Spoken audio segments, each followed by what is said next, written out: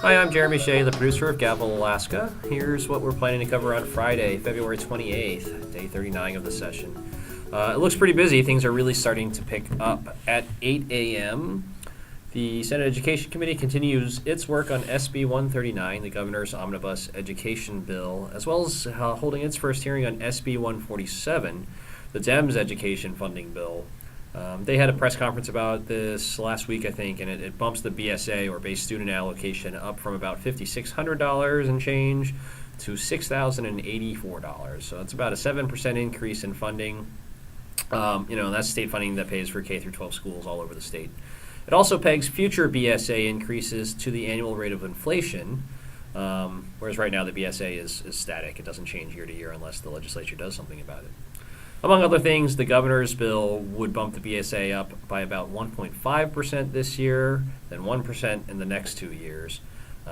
After 3 years, it would be at about $5,823, so not as aggressive as the Democrats' proposal.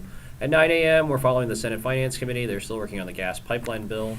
At 10 a.m., the Senate's on the floor with 5 pieces of legislation, so busy session. 2 bills.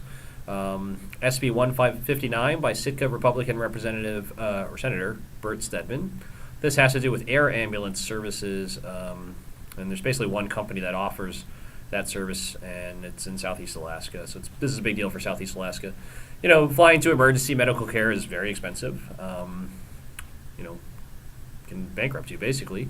This makes the one company offering that what's essentially air ambulance insurance lets them keep doing their thing because there's some kind of down in the weeds regulatory things and legislative things that changed that made them have to stop accepting new customers.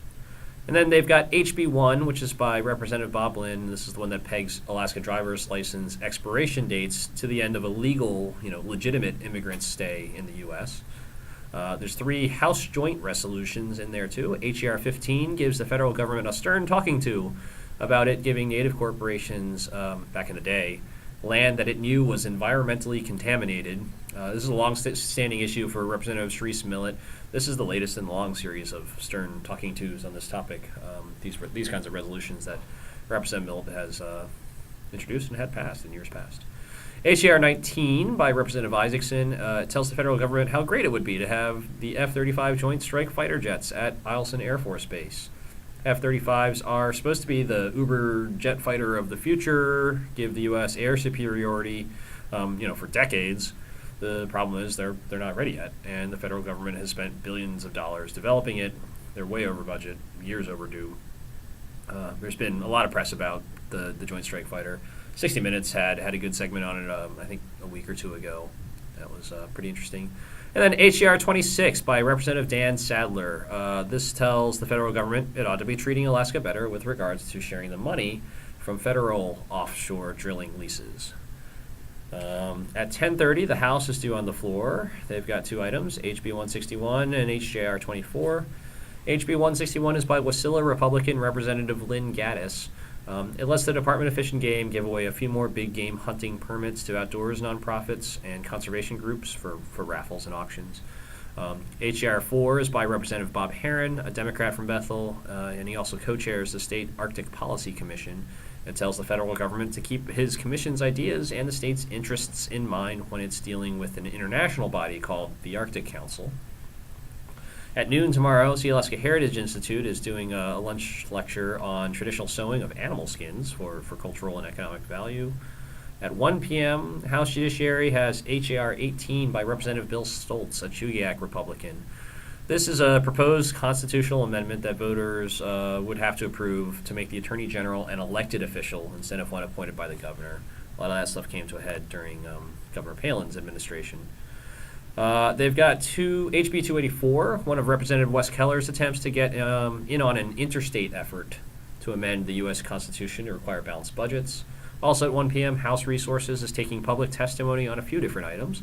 HB 79 to create a Susitna State Forest, HB 202 that raises the price of entering a drawing for a bison hunting permit from $10 to $20, and HB 207, which folds 2 existing state boards dealing with agriculture into one new one.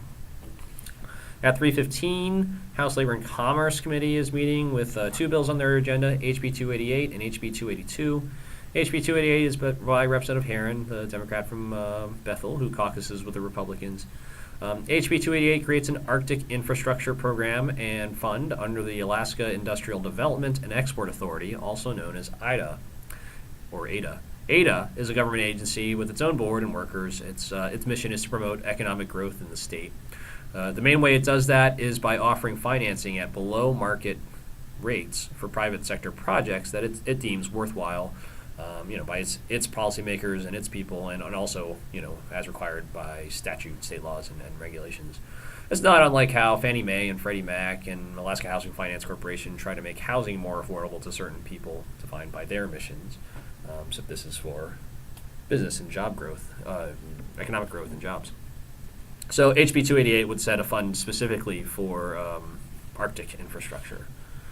HB 282 is by North Pole Republican Representative Doug Isaacson. It's an update of landlord-tenant laws, last changed in the 1990s. Isaacson has a professional background in mortgage finance, so this is kind of up his alley.